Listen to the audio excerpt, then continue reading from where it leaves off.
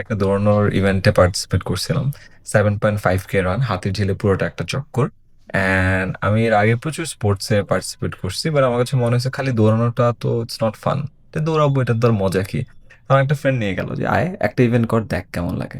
And then আসলাম অনেক ভোরবেলা, ফজরের নামাজ পড়ে রওনা দিতে হয়, সূর্য তখনও উঠে না, অন্ধকার থাকে। অ্যান্ড হাতির ঝিলে ইউসি 1,000 মানুষ, অন্ধকার একটা টাইমে 1,000 মানুষ সবাই ওয়ার্ম আপ করতেছে, একটা ডিফারেন্ট ভাইব। এটার মধ্যে একটা কামনেস আছে, এটার মধ্যে একটা এক্সাইটমেন্টও আছে। It's like a very mixed feeling, right?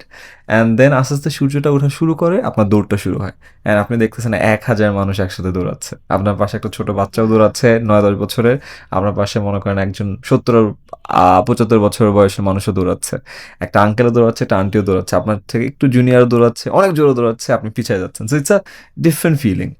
And সবাই ভাবে যে কমপ্লিট করতে পারবে কি পারবে না, বাট সবাই যখন দৌড়ায় একটা আলাদা এনার্জি আপনার মধ্যে চলে আসে, অ্যান্ড সবাই কমপ্লিট করে। অ্যান্ড 7.5K কমপ্লিট করার পরে আপনাকে একটা খুব সুন্দর বড় একটা মেডেল দেয়। মেডেলটা দেখে আপনার এত ভালো লাগবে যে আপনার কাছে মনে হবে যে আমার আরও এরকম মেডেল কালেক্ট করা দরকার। And then you start. ছোটবেলায় এরকম একেবারে মেডেল পাইতেন কালেক্টেবল। না? ছোটবেলার ওই মেডেলগুলো অনেক সস্তা ছিল, এই মেডেলগুলো অনেক জোস। সো বাই দ্য ওয়ে, আলাদা ধরনের মেডেল। আলাদা ফিলিং।